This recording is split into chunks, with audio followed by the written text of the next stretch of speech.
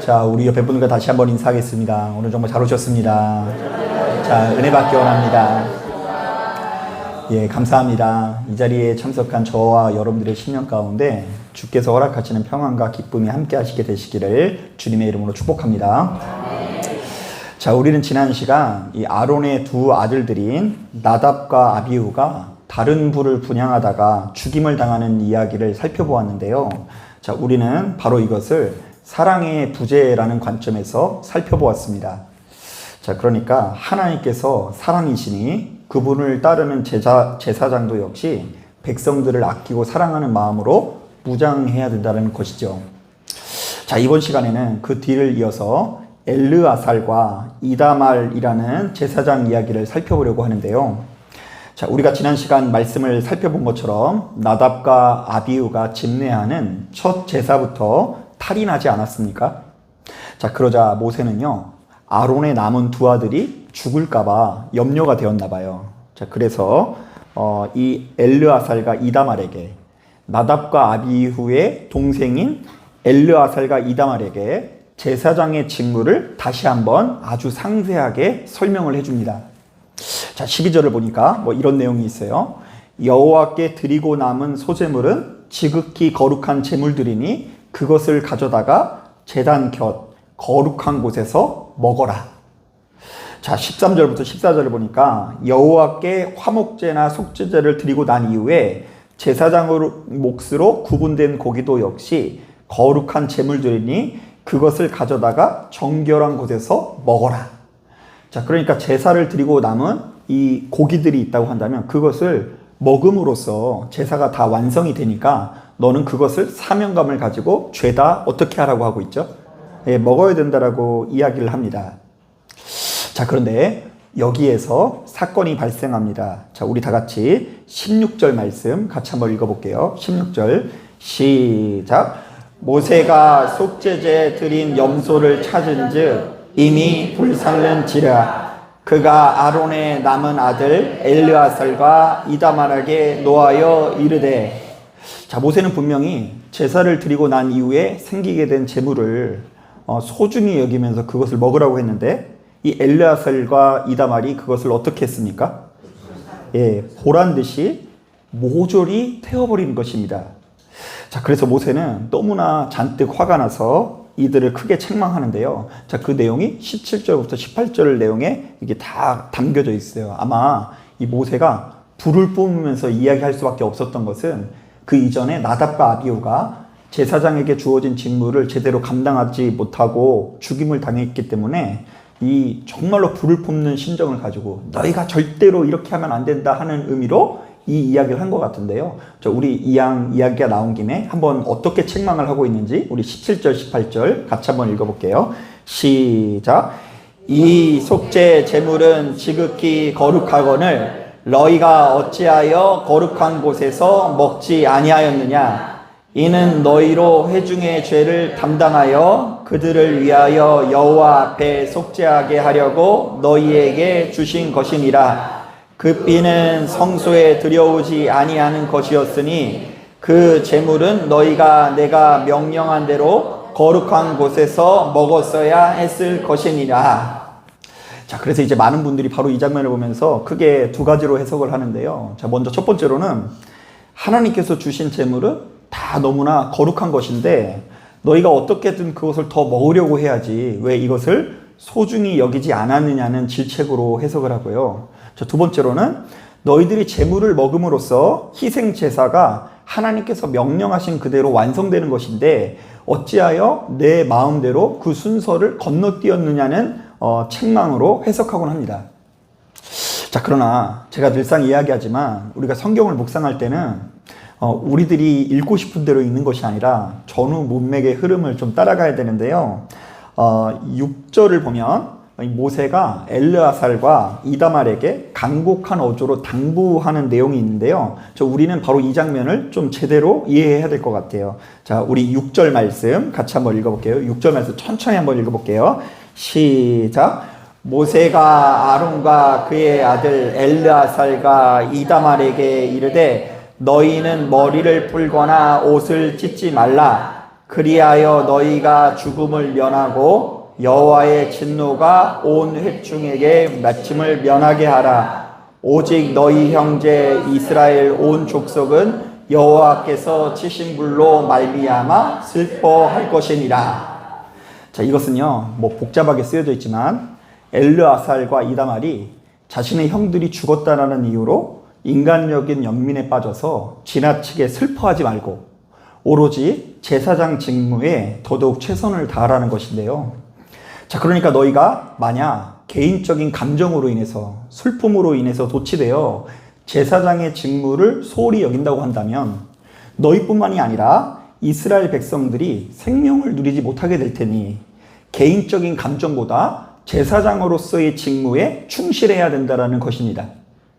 자, 그러니까 이제 목사한테 좀 적응을 해보면요, 네가 개인적으로 어떤 슬픈 일이 있다고 할지라도 주일날 예배 인도하는 거 빼먹으면 된다, 안 된다? 네, 안 된다.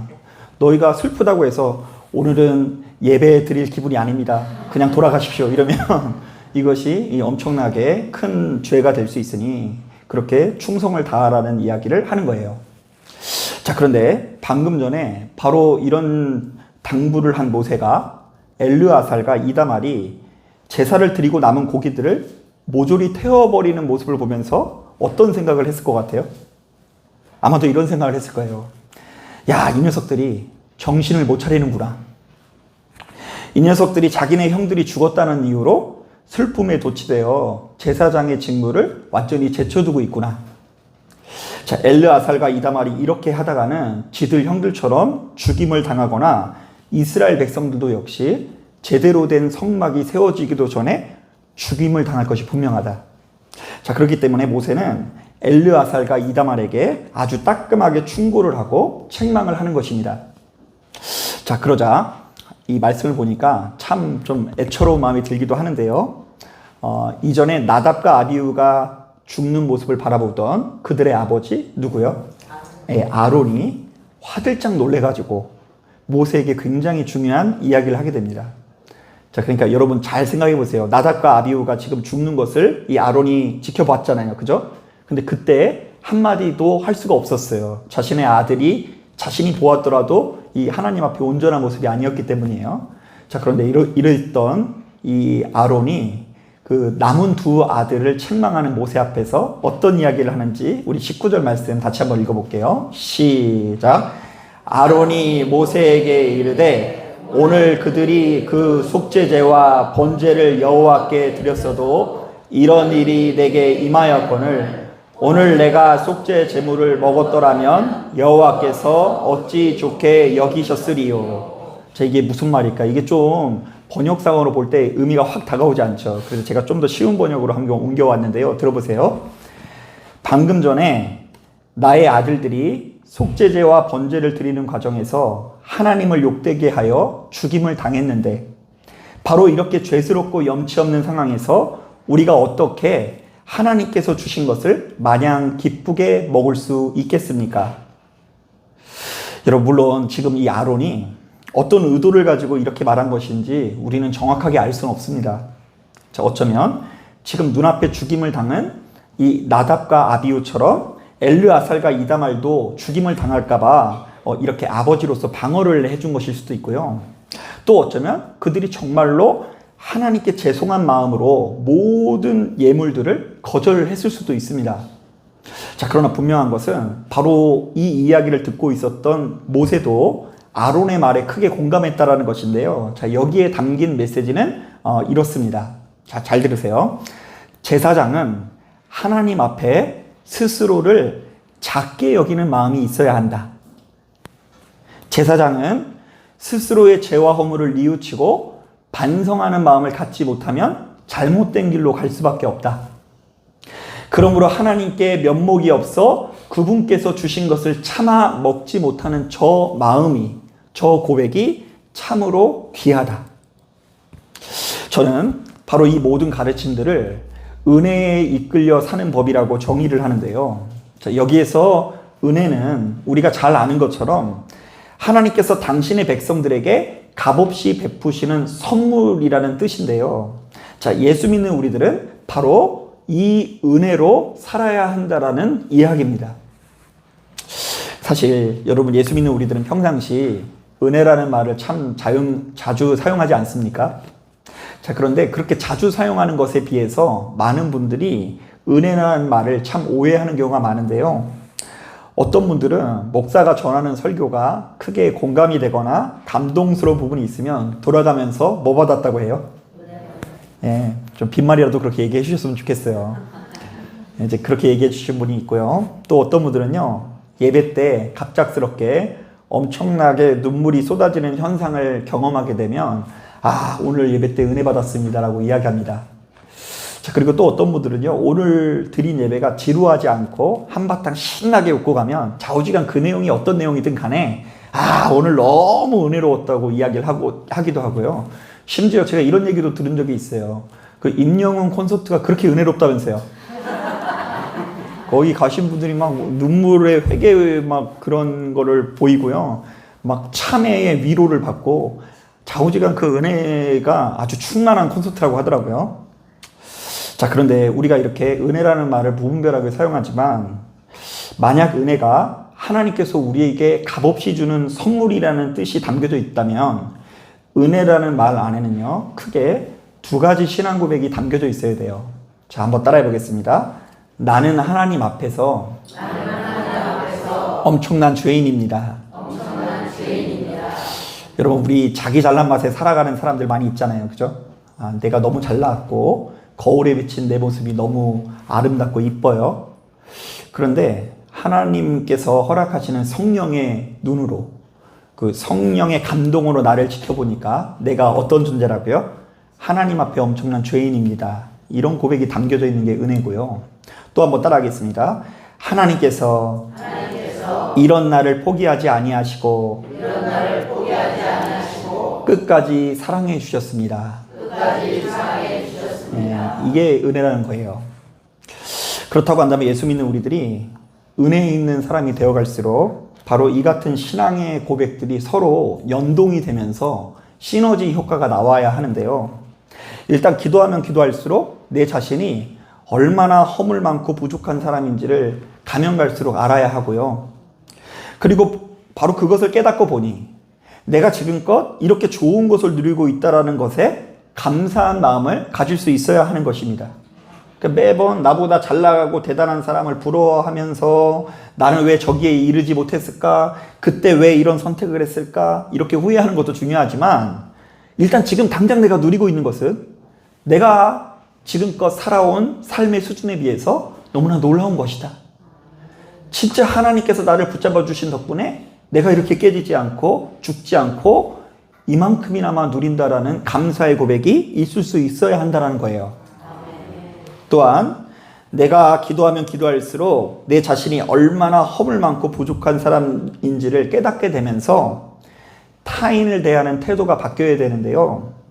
나보다 덜 부족한 사람들을 얼마든지 포용할 수 있어요.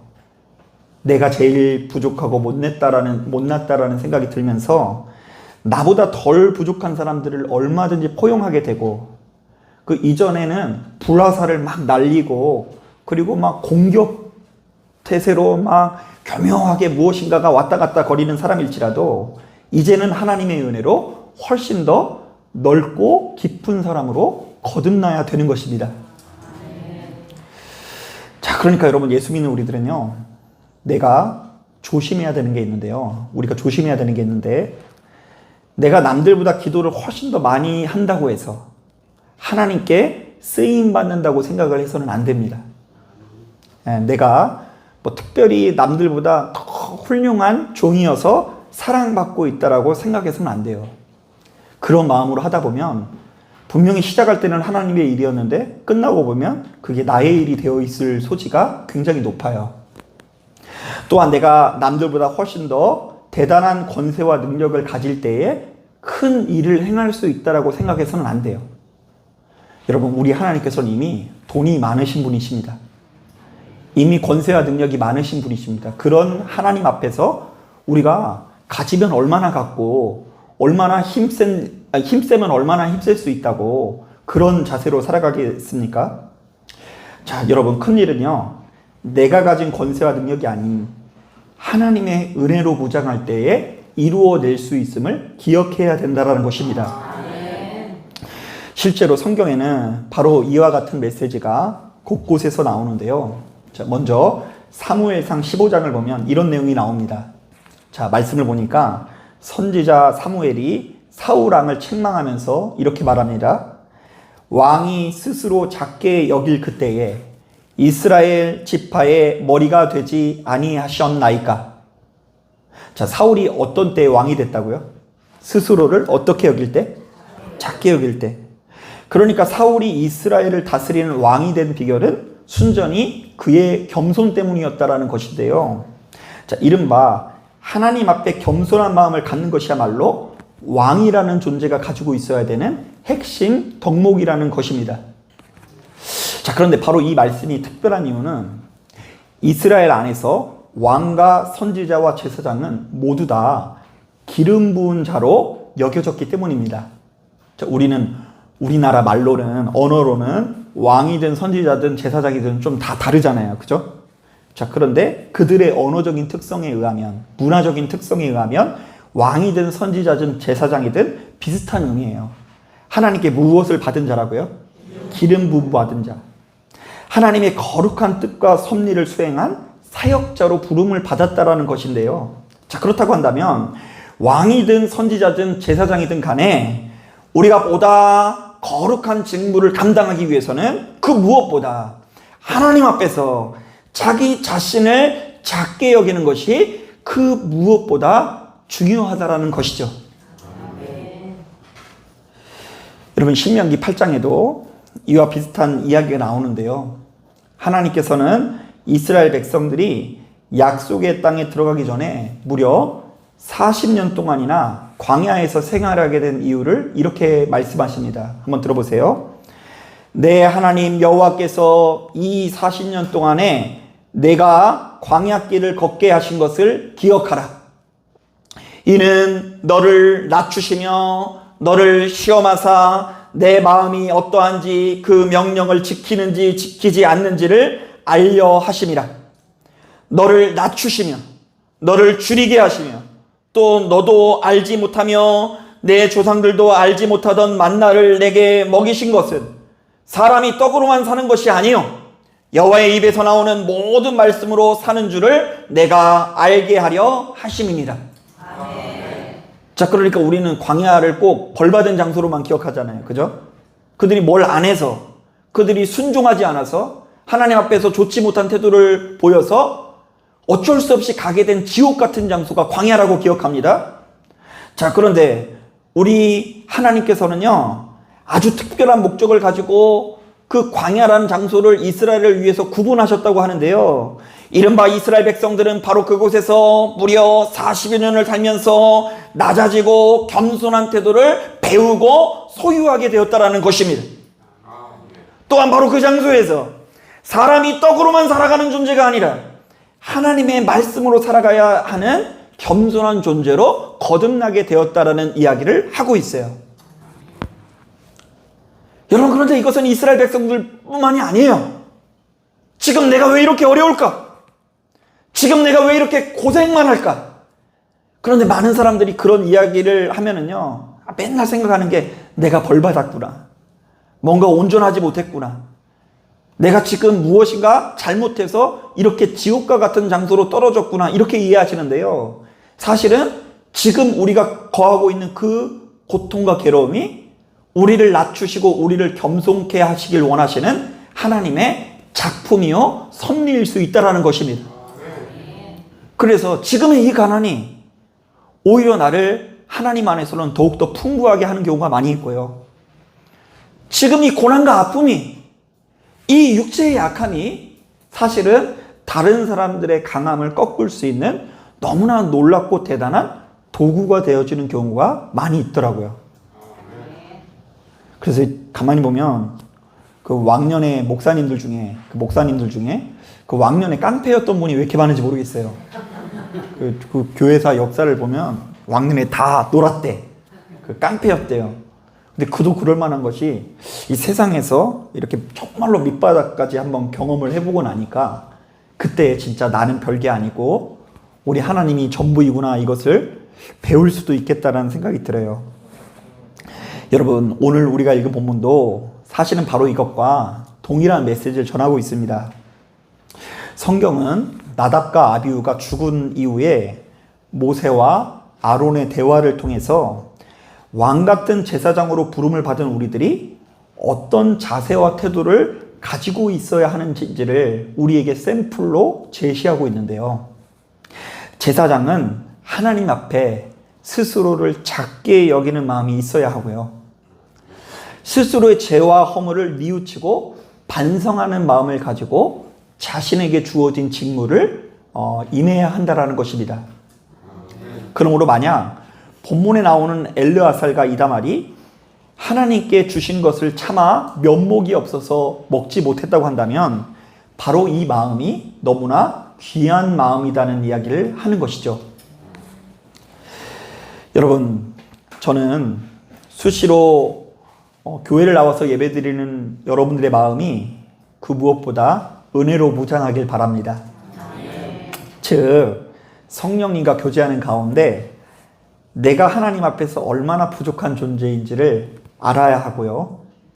그럼에도 불구하고 하나님께서 나를 얼마나 아끼고 사랑하시는지를 가슴 깊이 깨달아야 한다는 것입니다. 여러분, 이렇게 사람들이 깨어지는 것이 얼마나 어렵고 힘든 일인지 몰라요. 제가 과거에 재미있는 이야기를 들었는데요. 한 권사님이 목사님이 전한 말씀에 너무 큰 은혜를 받고요. 집에 가서 남편한테 외쳤대요. 여보, 당신은 죄인이야. 그것도 죽어마땅한 죄인이야. 벌레만도 못한 죄인이야. 이랬더니 남편이 뭐라고 했겠어요? 그날 이제 아주 좋지 못한 역사가 그 가정에 일어났다고 합니다. 사람이요, 누구한테 당신 탓이야, 당신 잘못이야, 당신은 무엇인가 크게 잘못된 죄인이야, 이렇게 얘기하면요, 너나 잘해, 내가 뭘 그렇게 잘못했는데, 나도 그동안 최선을 다했어, 이러면서요 그것을 좀처럼 인정하지 못하게 되어 있어요. 자, 그런데 나와 동행하시는 누구의 은혜로요? 하나님의 은혜로, 성령의 역사로 그렇게 놀라웠고 대단한 기적의 역사가 일어나는 거예요.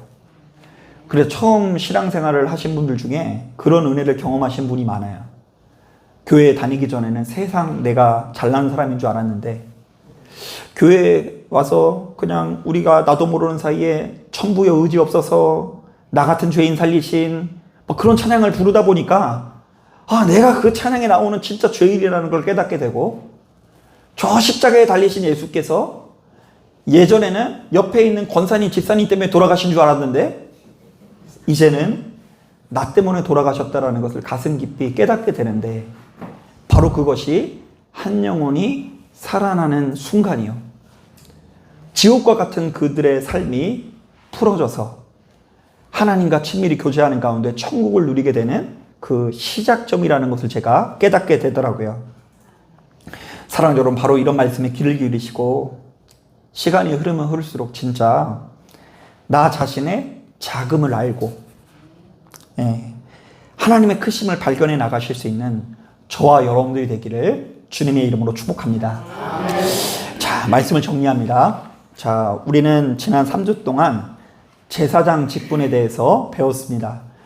그 이전에는 5가지 제사에 대해서 살펴보았고, 이제 이번 3주 동안에는 제사장의 직분에 대해서 배웠는데요. 첫 번째 주에는요, 어떤 일이 있어도 제사장은 거룩해야 되는데 사실은 우리 모두가 다 왕 같은 제사장이라는 것을 첫 주에 배웠습니다. 자, 두 번째, 어떤 일이 있어도 제사장은 거룩해야 하는데 하나님께서 자기 백성들을 아끼고 사랑하시듯 제사장도 역시 그들을 아끼고 사랑하는 마음으로 축복해야 되는 존재라고 배웠습니다. 자, 그러니까 여러분, 웬만하면 어딜 가든지 여러분 뭐 해야 돼요? 축복해야 돼요. 축복하는 사람이 되길 바랍니다. 그리고 이번 시간에는요, 어떤 일이 있어도 제사장은 거룩해야 하는데 바로 이것을 위해서는 우리가 무엇 있는 사람이 되어야 한다고요? 은혜 있는 사람이 되어야 합니다. 결국 제사장이라는 직분은 지금껏 이 모든 흐름을 종합해 볼 때 단순히 하나님께 드려지는 제사를 인도하는 직업인이 아니라 하나님과 친밀히 교제하면서 그분의 마음을 품고 그분의 형상을 닮아가기 위해서 노력해야 된다는 것인데요. 저는 이 자리에 참석한 저와 여러분들이 바로 이것을 끊임없이 되새기면서 여러분들 자신을 돌아보셨으면 좋겠어요. 가만히 들어보면 제가 이제 전하는 말씀은 거의 비슷한 맥락이에요. 성경의 메시지가 비슷한 맥락인데 한번 여러분 스스로에게 체크해 보실 것이 있는데요. 제가 3가지만 제시해 볼게요. 첫째, 나는 성령께서 거하시는 성전이자 제사장으로서 충분히 거룩한 삶을 살고 있는가를 돌아보십시오. 자, 두 번째, 나는 성령께서 거하시는 성전이자 제사장으로서 충분히 사랑하는 삶을 사는가 돌아보십시오.